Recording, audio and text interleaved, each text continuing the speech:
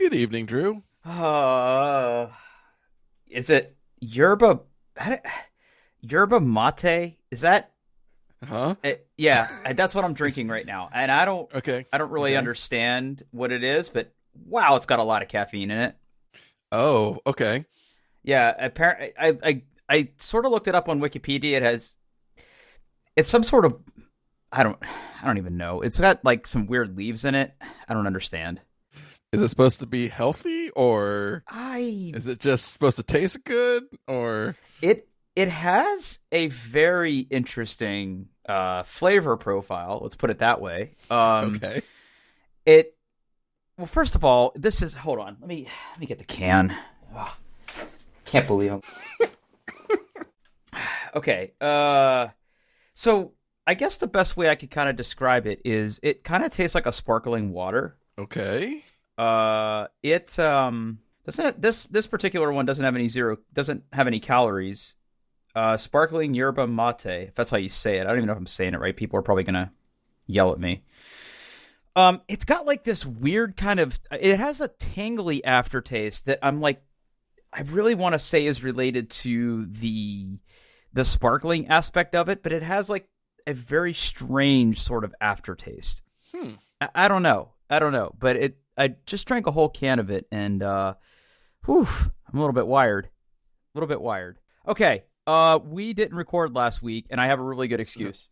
No, I have it. It's my fault too. So. No. Holidays are tough. Holidays are tough. No. For you did the right thing. You reached out to me, and you're like, "Hey, are we gonna record?" And I'll be honest with you, I didn't even know what day it was. It's I lost Thursday, Drew. I lost complete track of the days last week because I was out. I didn't work. Yes. I didn't do anything, and boy, howdy, it was just what I needed. I didn't do anything, and like I said, I just lost complete track of the days. I didn't know. If up was down, if black was white. It was something, man. I don't know. Did you take any time off, or? Yeah, I still got a few. Well, I guess technically tomorrow. I still have tomorrow off. Mm-hmm. Yeah, it was. I took about a week and a half off. It was nice. Again, I like you. I didn't do a whole heck of a lot, and it was exactly what I needed. Time also became sort of meaningless. But yeah, it was good. It was good. Yeah, I really enjoyed my time off, but this is the last podcast we are going to record. We cannot record any more podcasts. We're recording this on New Year's Eve. Are you celebrating early? You drinking? What are you doing over there? Oh, I've got a glass of bourbon. Yeah. Yeah, sitting drinking here. Yeah. Yeah. I mean, I don't know if I'll stay up to midnight. I don't know. Who knows? No, I'm not doing that. I could care less. I just want to wake up tomorrow. That's like my goal these days. Is just to work. It's just to wake up the next day. That's all I really want. And keep sucking air past the teeth. There you go. Keep sucking. Keep on sucking. That's my motto for a lot of scenarios. So we didn't record last week, which was Christmas. So let's kind of circle back in time a little bit here, as they say in the corporate speak. So how was your Christmas celebrations? How did everything go? How did the kids do? How did you do? Did you get anything cool? Obviously, with kids, Christmas is less about me and more about them. Mm-hmm. But they got some pretty cool presents, I think. Okay. My daughter got a whole bunch of, she wanted more dolls and more toys because she's still that age. Zachary got a popcorn cart.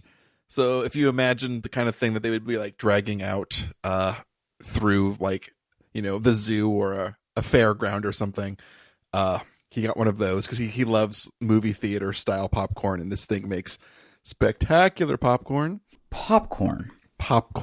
He loves popcorn. If he could live off popcorn, he would live off popcorn. Popcorn. The most surprising thing was my sister and brother-in-law. They bought me a board game, and considering that they're not really, in the scene, They bought me one heck of a board game, Drew. Okay. I can't wait. They bought me the Isle of Cats. Isle of Cats. Isle of Cats. Okay. I can't say I've heard of this. Okay, me either. It's well reviewed on Board Game Geek. It's currently at an 8.0. That's pretty high. Yeah. It's almost I'm looking at it right now. It is almost in the top 100, which is pretty prestigious for Board Game Geek. If you could make it in the top 100 across all genres, you're doing pretty good, because there's a lot of really good board games. And if you're at 133, I'm going to say that's pretty good. That's pretty good. It is a combination of card drafting and polynominos, which is one of my favorite words to say in the world. I'm not sure I'm saying it right, but I like the way I say it. It's fun. It's really good. The kids enjoyed it. My wife enjoyed it, which is a rarity. She likes games that are have more components and are like more spatial. So like that whole polynomino thing is right up her alley. It's really, really good. I'm looking at some pictures here, and there's a picture here that says cat setup. If you have a pet cat, you should place it here while playing the Isle of Cats. Yes, that was on the inside of the box lid. Yes, it's kind of a joke for cat. And there's pictures of cats in the box. Well, I would hope. Yeah. It's got great. It's a good little puzzle. It's got spectacular components. It's good. It's good. I like it. Okay. This has now officially landed on my radar. Okay. Yes. How was your Christmas, Drew? It was pretty good.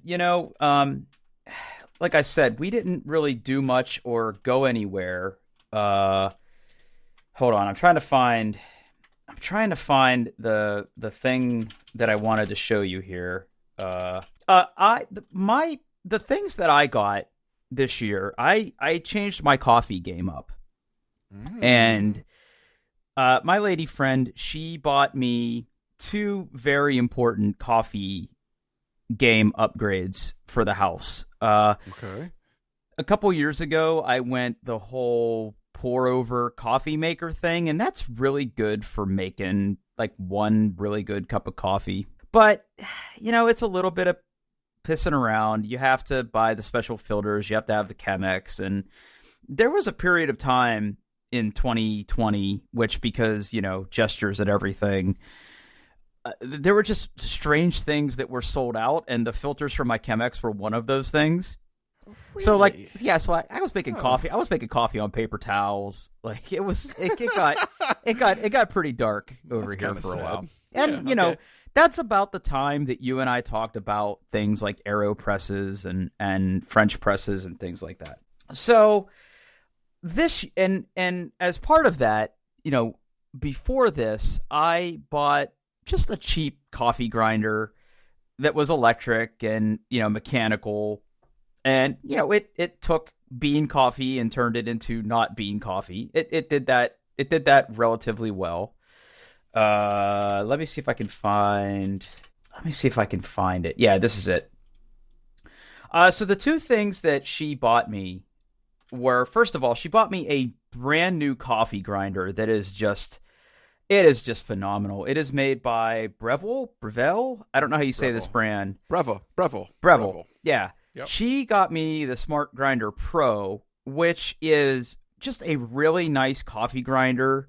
Yes, it is. I mean, fundamentally, does this do something earth-shatteringly different than my last coffee maker or coffee grinder? No, but it is much more pleasing to look at.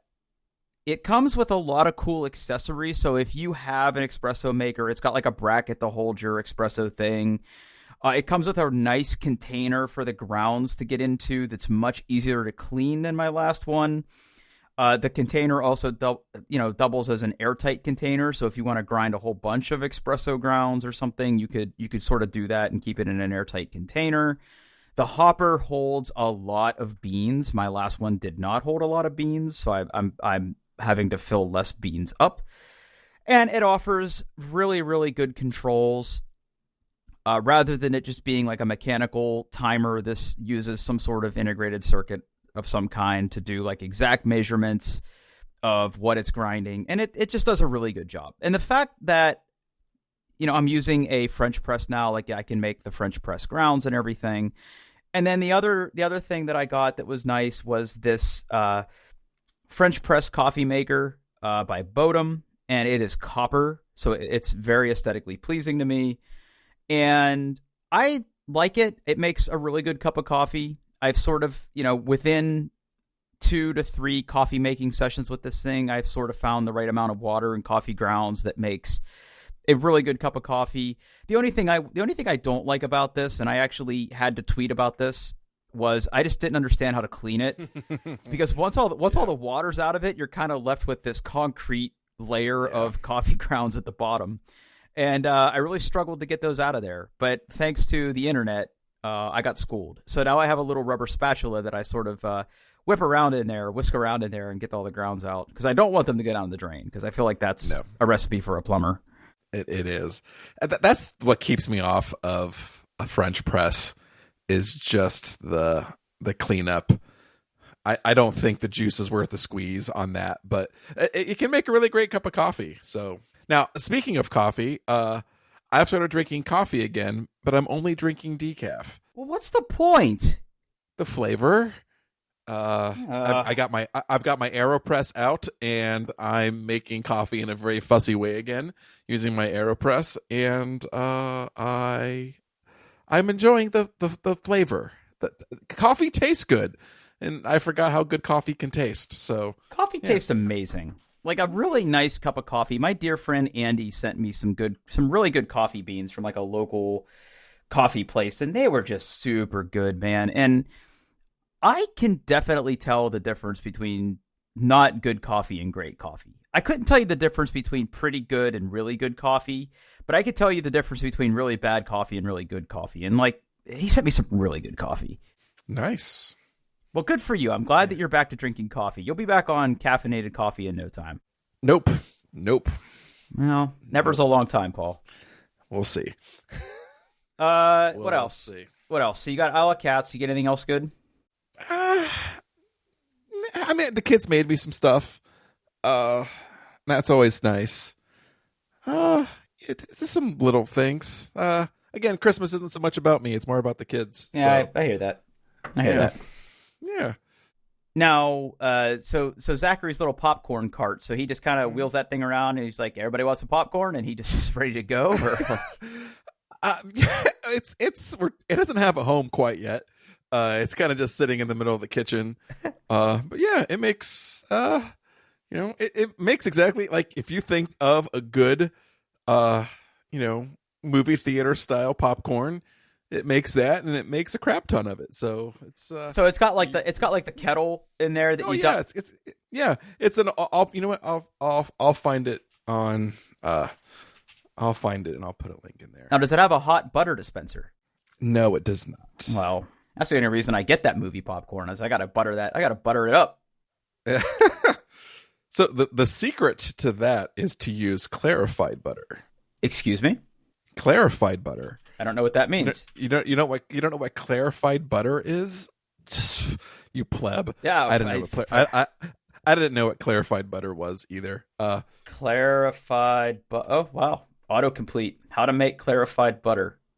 Yes. Okay, hold on. Let me read here. Learn how to make clarified GHEE in parentheses, an easy process that removes the water and milk solids from whole butter. There you go. Clarified butter tastes great, lasts longer in the refrigerator, and has a higher smoke point for cooking. When you make clarified butter, you skim milk solids off the top of melted butter, and leave released water in the bottom of the pan. The stuff in the middle, the liquid gold, is 100% pure butter fat. Oh my! I had one goal the first time I made clarified butter to make hollandaise sauce. Hold on. I don't really care. Ingredients. Butter. Butter. And and then you just kind of skim that off, huh? Okay. Yeah. Or you buy it already clarified and then just use that. But yeah. Mm-hmm. Okay. All right. So you put a link to the popcorn machine in here. Let's see what we got. Mm-hmm. Oh my! Look at that. That's an old timey deal. Mm-hmm. Got your soda pop on the little shelf there, and you got a lot of popcorn. So is he subsisting on popcorn? Is like I'm like, is that all you're feeding him now, or Not as much as he would like. there's a little door to keep your kernels and other popcorn paraphernalia. Yeah, all your paraphernalia goes in the drawer, the drawer. It's got the big oversized wheels. Yeah. I just imagine Zach kind of wheeling that around and going, popcorn, get your popcorn, just wheeling it all over the place. Let me I really am glad that he's very happy with this Christmas gift. It's hard to get Christmas gifts for a 14-year-old who doesn't want anything. But it's fine. I like that he likes using it. The popcorn is good. But holy crap, is it a pain in the butt to clean? I was going to ask you, because it looks like the popcorn is just flying around in there. It's... And you have to use oil too, right? You put, yes. Yeah, So what do you do? Do you get some Screen Mom up in there? How do you clean that? Well, like it's just the you take it outside and hose it down. Like the manufacturer doesn't want you using soap in anything but the kettle, so it's mostly just a lot of wiping things down and then then getting that kettle nice and clean, and then. There's that little lid on top of the kettle that, keeps the popcorn in when it's not popped, or lets it come out when it is popped. And that thing just gets covered in oil, just covered in oil. Just gross.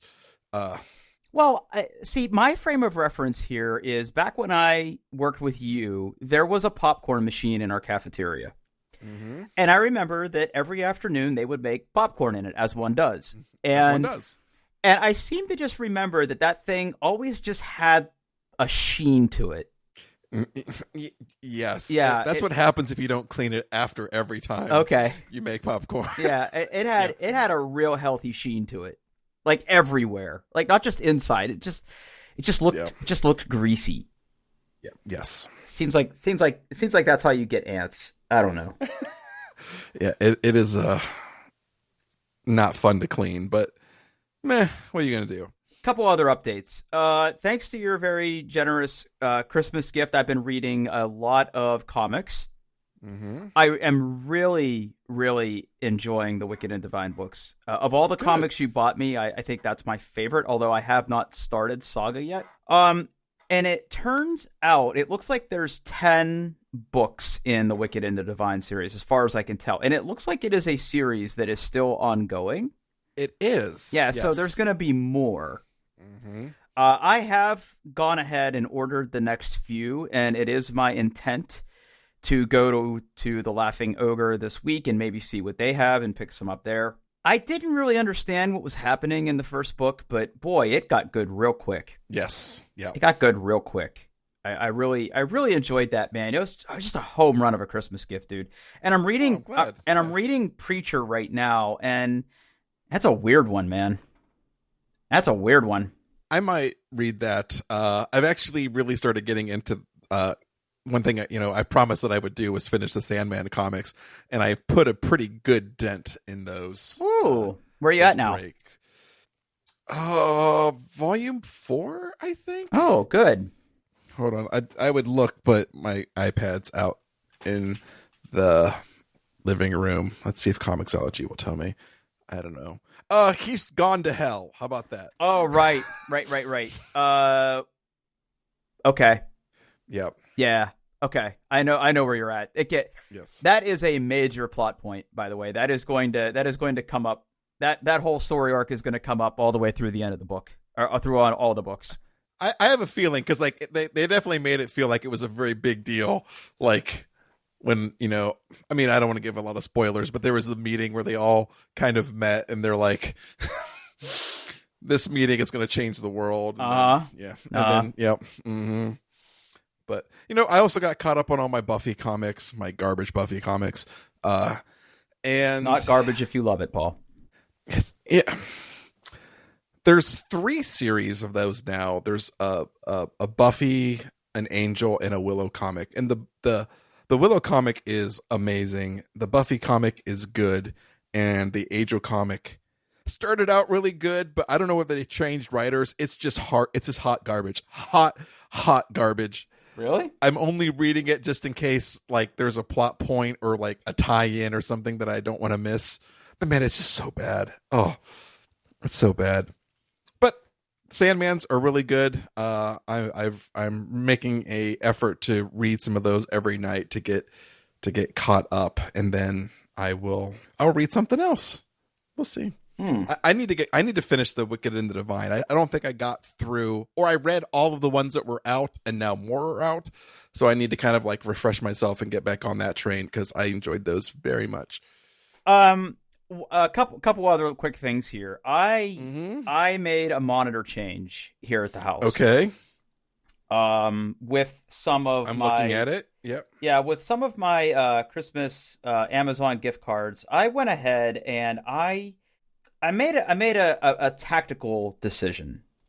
So what had happened was I had a ultra widescreen monitor in my basement, and that was my gaming / streaming computer. And man, that ultra wide life, it'll change your life, man. Having that extra space on either side of a traditional monitor, it'll change you. And I had a nice monitor. It had a relatively high refresh rate, but it did not have HDR. And the other thing is that when I'm playing games at that ultra wide resolution, it makes streaming kind of weird because you have to. That is not a resolution that lends itself well to streaming. Right. Yes.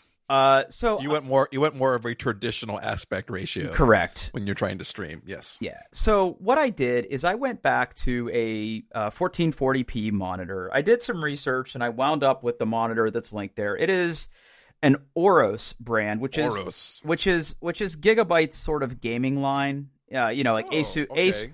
Asus has ROG, Republic of Gamers, and then Gigabyte has Aros. And, the last time I fixed my computer and moved away from horrible water cooling, I went with a Gigabyte motherboard, and I've been very, very pleased. It's been a really solid board, and this is coming from like a diehard, lifelong Asus person. I think I might have already talked about this. I'm not going to rehash it. But I did a lot of research, and as far as 1440p monitors go, these are very, very well reviewed because they have an insanely low response time. It supports HDR. It's got relatively good nits for brightness. It's got a really high refresh rate, and it's a pretty good monitor. So I went ahead and I ordered one. I ordered it from Amazon, which was currently, from the seller I bought it from, was like $30 over MSRP, but these are really hard to find, like all good monitors right now, because it's combination Christmas and, you can't get anything you want these days. So I went ahead and bought this thing and got it hooked up, and I had never owned an HDR-capable monitor before, so I don't really know how to set it up correctly. I've been doing some research because like Windows has an HDR like button that you can flip on, but when I do that, everything looks washed out on my monitor. Oh. Okay. Yeah. So I don't know if the monitor needs calibrated or what I need to do to get it to sort of be HDR.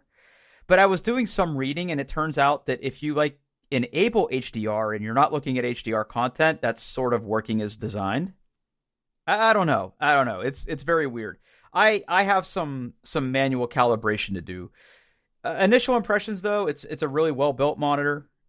I took my old monitor off my other monitor arm and put this one on there, and so far pretty good. It's got a nice curve to it, and like I said, build quality's pretty high. It doesn't have like any dumb RGB stuff that I can see, which is nice because I don't really like that on my monitors.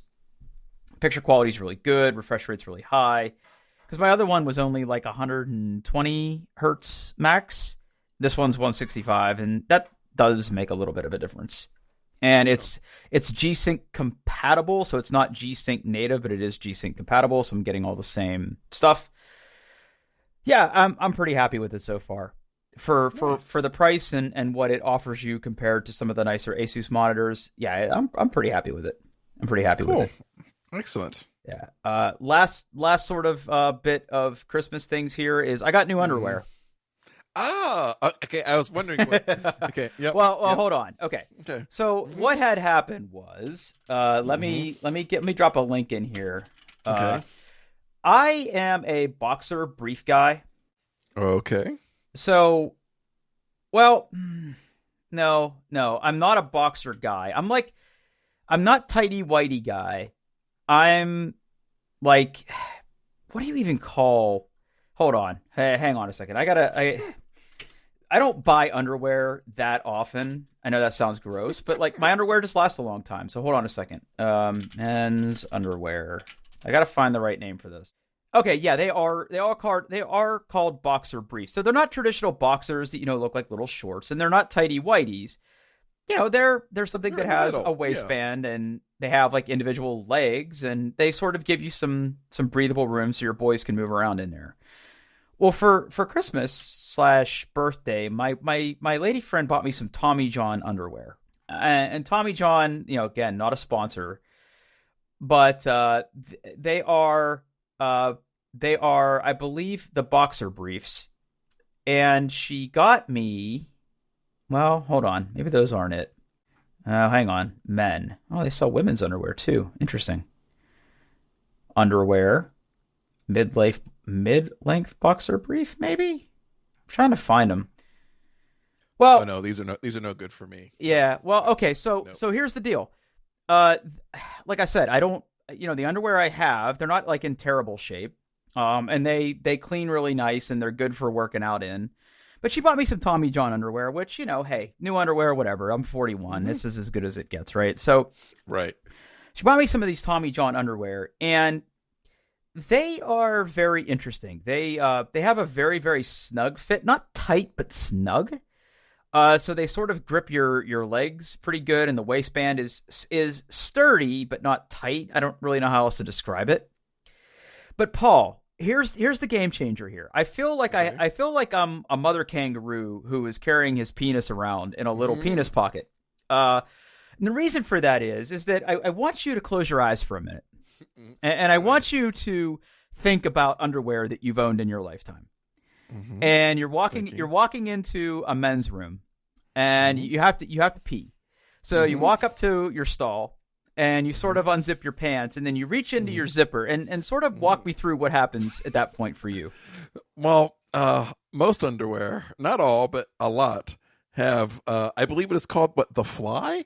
Yeah. Basically a little slit in the underwear where you can reach in and grab your junk. Yeah, and the way it works is that it is like, the fabric of the underwear sort of forms like layers. Yes. And it's like usually they overlap, and it's usually on the side. So like when you kind of stick your hand, through your zipper area there, you sort of can tuck a hand into where your junk is, and you sort of flop your little man bits out, and you pee, right?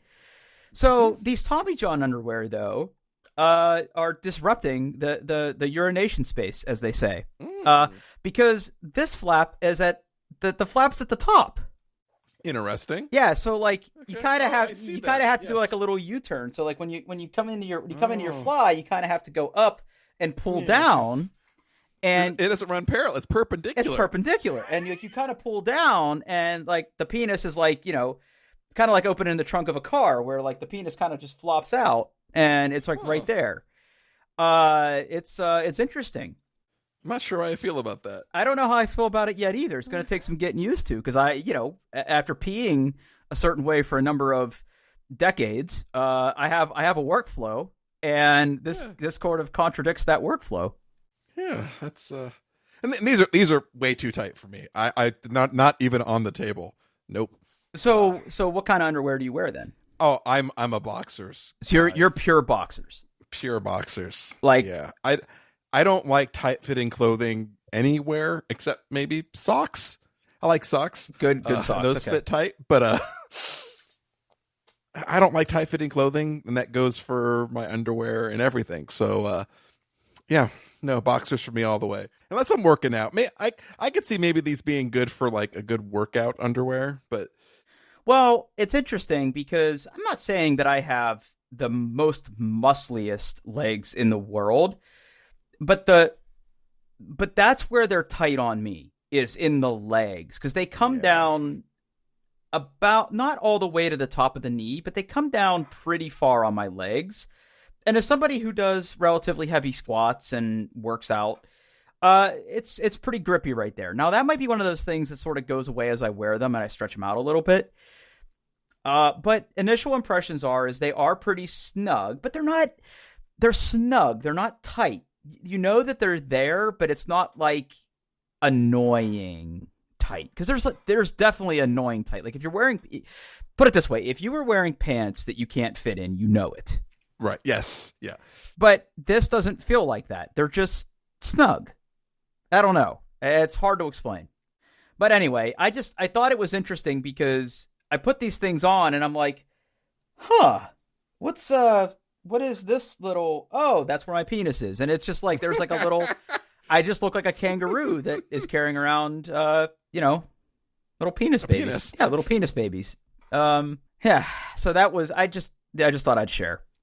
Well, thank you. I just thought I'd share. All right. Next topic here. I know we promised we wouldn't talk about this anymore. Well, we said we would wait until we finished it or played more. Yeah, so I haven't finished the game yet. I haven't finished the game yet, but it seems that you have. I saw some very disturbing tweets from you this week about Cyberpunk. Cyberpunk 2077. Yeah. I finished the game is what I did because I just wanted to get through it. So obviously I'm playing on a PlayStation 5. The console is not the ideal place to play this game. Everybody knows this. I can get past the graphics. I counted. My playthrough was 41 hours. In that 41 hours, I think I had 38 crashes. The funniest of all the crashes was literally during the credits rolling. It crashed. Well, it seems like that after everything the game had done to you, that was the final indignation. And I saw that tweet, and I'm like, oh man, Paul's had enough. Paul has had enough. I've been thinking about this a lot.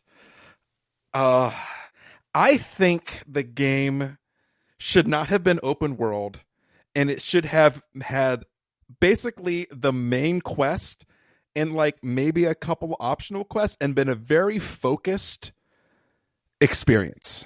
But that is not what they gave us. I found even like outside of some of the really like heavily scripted, heavily voiced over main story and like key side missions, I found it to be absolute trash. It's repetitive. It's boring. I don't like the combat. I don't like the hacking. I don't like the stealth.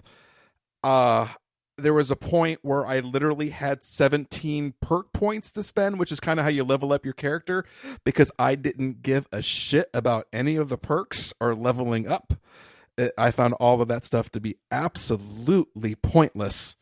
I found everything with Johnny Silverhand to be painful, absolutely painful to sit through and endure, which unfortunately is a big part of the main story mission. Mm-hmm. I don't think it's a good game. I don't. Maybe in a year it'll be a good game. I just don't think it's not focused. It's the parts that there aren't good. They're not well fleshed out. It's not well thought out. The parts that there are repetitive and boring. Obviously on the console, it's just not stable. Like I got really receptive to that addictive frame rate drop that I would get. Like, it stuttered. Oh, it crashed again. And just having to quick save. I mean, quick save before I get on my bike. Quick save.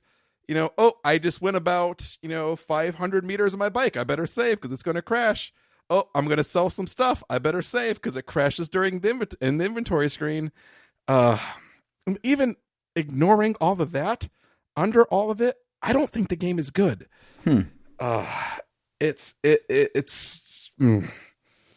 very disappointing. Very disappointing. I know. And we both were very hype on the game. Oh yeah. Like, again, like I grew up playing the board game. I mean, not the board game, the tabletop role playing game.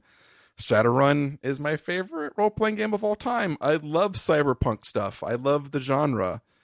I'm looking at my copy of Cyberpunk Red right now. But the game is just, I mean, I don't know what CD Projekt Red did, but it was bad. And I know there's people out there who really like the game, and if the game's for you, that's great. But I really feel like the game should have been for me, and it's just not. Well, I'm looking at my Steam page right now, and I am at 70.9 hours, and I have not finished the game yet. I could not. I there was a point where I was literally like, nope, we're gonna get through this. We're gonna roll credits. Because I can't imagine putting that much time into it. I think I'm getting close to the end. Now, I haven't looked ahead. I don't really know what's going to happen, but I get a feeling that I'm getting to a point in the game where it's getting towards the end, just based on events, and we don't need to go into that. Now, I sort of agree with everything you're saying here, and as someone who's playing on the PC, I think my experience is stable. I still think there's optimizations that can happen in the game. The bugs and the things that I run into are more funny than game breaking. For instance, I did a mission the other night that as part of the mission, there is a concert that takes place first that starts playing some rock music. And that music just decided to keep looping after the mission was over. So it was just jarring. But my bugs are funny. Like sometimes there will be traffic lights without poles. Sometimes there are a lot of floating guns or things that people are supposed to be holding. Or my favorite thing that I'm noticing recently is if I'm talking to someone up close and they're wearing glasses, sometimes the glasses don't have stems. I'm also noticing that what's really funny is when people get scared, you know how they run? Oh, God, apparently so my character is Jesus, because if I spook someone in a wheelchair, they get up and run away. So that I've had that happen a couple times. No, my thing is, yes, there is a lot of repetitive mission stuff. But sort of the way I've structured my character is I do a little bit of hybrid stealth action. Playing this game a lot the same that I played Deus Ex, all the Deus Ex games, because I was always kind of stealth, non-lethal first in that game, and I've sort of adopted that here. I actually try not to kill people, with the exception of certain gangs that I just don't like. I will literally pull my car over and just start shooting them before, not even related to a mission. That's how much I don't like Maelstrom. But I sort of play the game like that. There are a few rough edges. I like the open world aspect of it. I love being able to drive around the city. I can get lost in this universe. I like the open world aspect personally. I really wish the melee combat was better.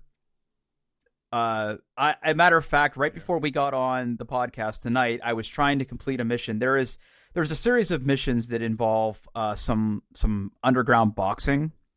Oh, I couldn't even. No. Well. Oh. Well, the melee. So the melee combat in this game is the one thing I wish was just a little bit better. I wish there was more variety, because those missions especially are very frustrating, because a lot of those. Okay, so here's my biggest pet peeve with the game, and I feel like this is like such a minor gripe compared to what other people have had to do. I kind of made it a point to not use cyberware on my character. So I didn't. I have the required cyberware that you are required to get as part of the story. You have to get like an eye implant, and you get a hand like a hand implant. But I didn't really get anything else. I didn't get any like arm replacements. I didn't get any armor. I didn't get anything like that. But doing these missions, you sort of have to, because I reached a point with these series of quests for this boxing timeline where you just cannot do damage without something like gorilla arms in those boxing matches. So I went and got gorilla arms, and then those got a little bit easier. And like it became, at least with my character, where if you got hit once, you just kind of lost the fight. Even if you were blocking, which is kind of dumb. And I'm at the very, very final fight. and it has a gimmick to it, and I cannot win no matter what I do. So that's really frustrating, and I'm like, I have the game saved like literally right before the fight starts, so I am gonna beat this person in this boxing match eventually, but it is just a huge pain in the butt. Like, the melee combat is the only thing I don't like, and I've unlocked. I don't like the gunplay is so bad. Nah, see, I like it because I'm playing. I disagree. I am playing absolutely trash. I am playing a pistol user, and I love kind of running and sliding behind cover and popping up and shooting my pistol, and like, I'm using a power pistol. I'm not using smart weapons. It's just too easy. It's so easy. There is nothing difficult about this game. It's just I don't know. Maybe the fact having done all of the side missions and the fact that I have a lot of pistol perks, yes. With an adequate pistol of sufficient damage, I'm unstoppable. Like, I will tear through enemies. But again, I sort of like that because it makes me feel kind of like a badass pistol user, and I kind of like that. And the combat, I still take damage, and I have to be careful, but I can slow down time and pop off headshots, and I don't know. I sort of like it. I haven't done much with like the shotguns or assault rifles. I've done a little bit with the knives. I'm using the throwing knife sort of approach for stealth, and that's a lot of fun.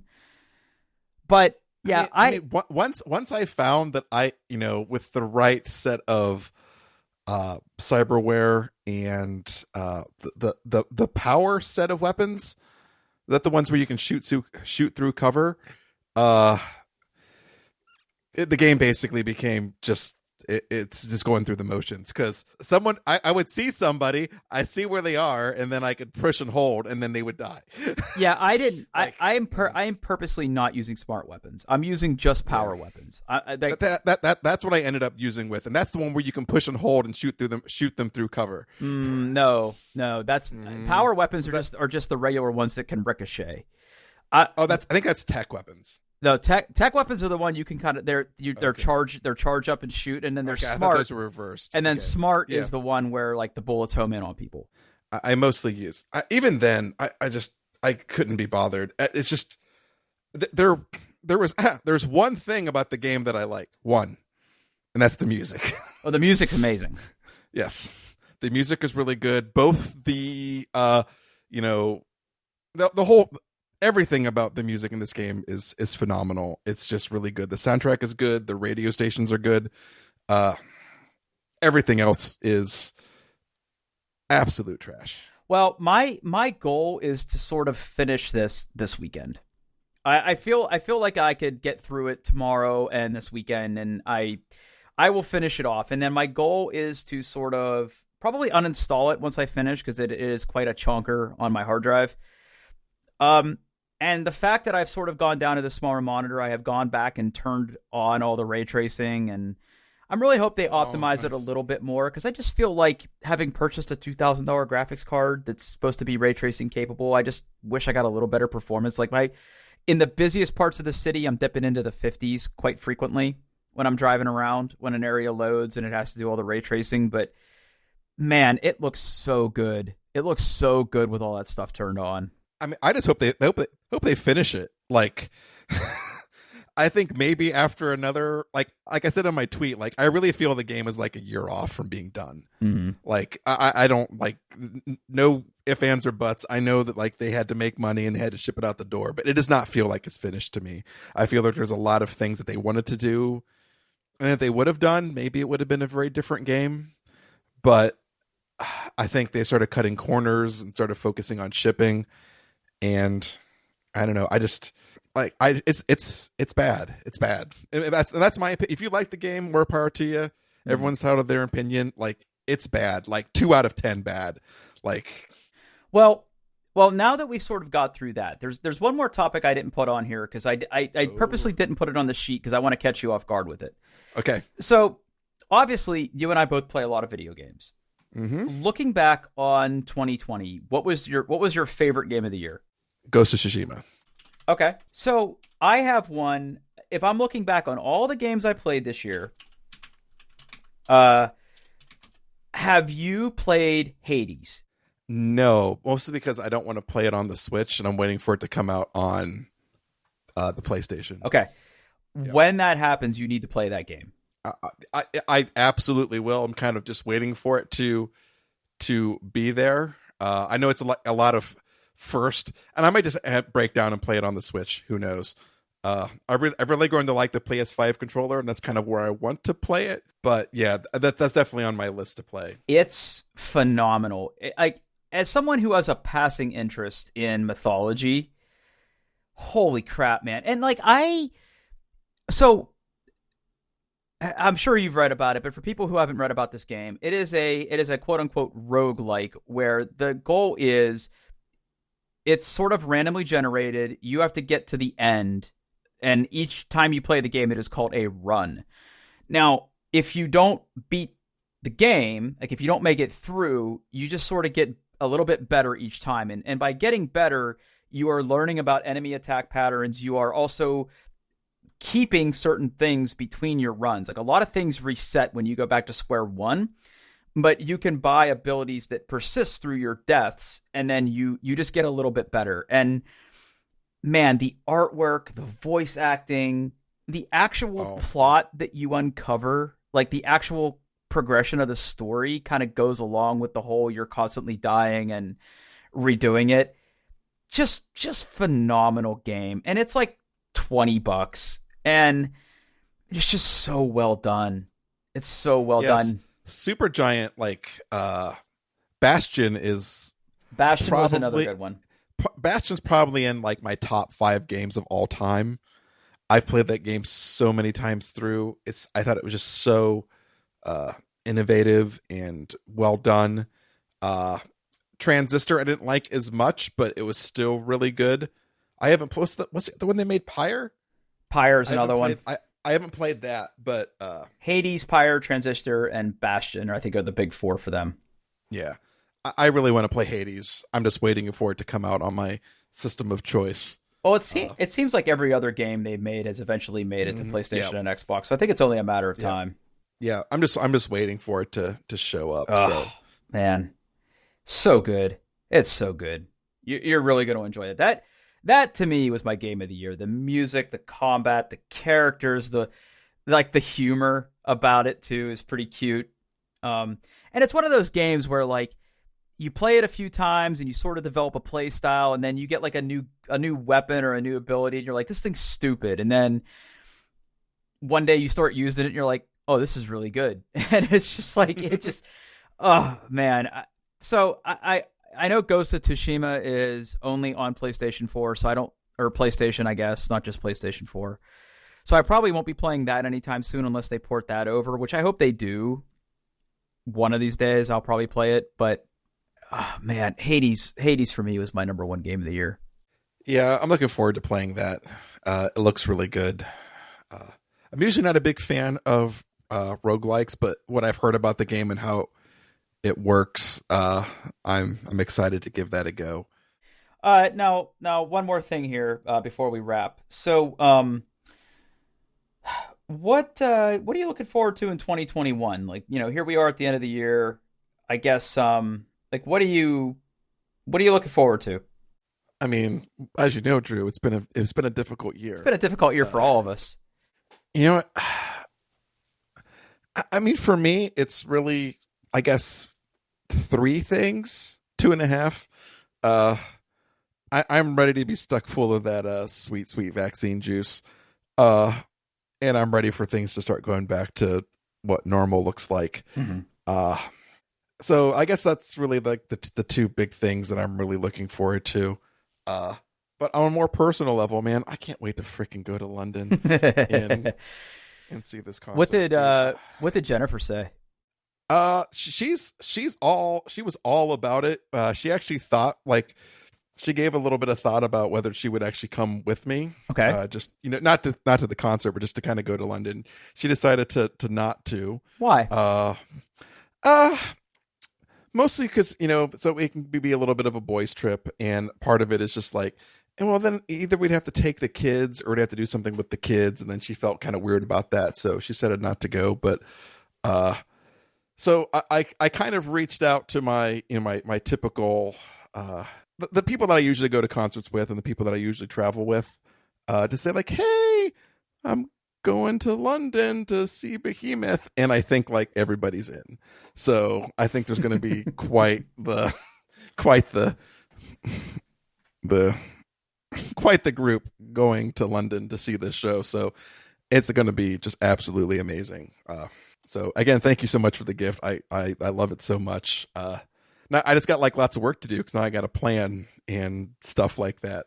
But first I gotta get full of that vaccine juice. So I just gotta wait for yeah. wait for that. I'm very anxious to get the vaccine. I feel like I probably won't be even eligible to get it until much later this year. I know that my lady friend as a teacher is going to get it here pretty soon. I imagine your lady friend, your wife is probably up high on the list too. I don't know because she teaches virtual right now. So do they make that distinction? I think they just kind of see teacher, right? I don't know. I don't know what they do. Well, here's a question for you, right? Because I was wondering about this. Now, given Zach, is it dangerous for you guys to get the vaccine? I don't think so. Because it's not a living vaccine, right? It's not. You're not getting stuck full of bits of coronavirus, right? It's using that the RNA to have your body make a bunch of a protein that's also in the virus that your body then reacts to and then builds the antibodies for. So it should be safe.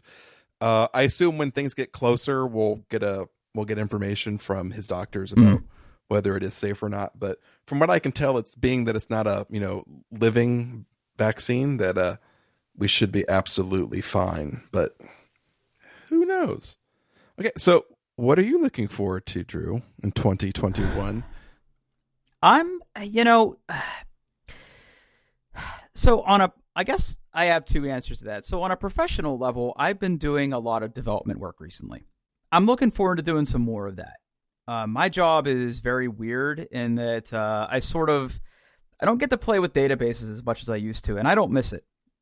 I'm doing a lot more data engineering, which is, I still use things that store data, aka databases, but I'm doing a lot more code-based stuff with data. And I've been having to write a lot of Python. I've been having to write some .NET. I'm even writing a little bit of JavaScript from time to time, which is kind of weird for me because that's just not something I've done in a number of years, and I'm playing catch up on that stuff. So I'm really looking forward to sort of hopefully continuing that in 2021 on a professional level and continuing to grow and seeing what opportunities come my way by ways of whatever the next step for me is career wise.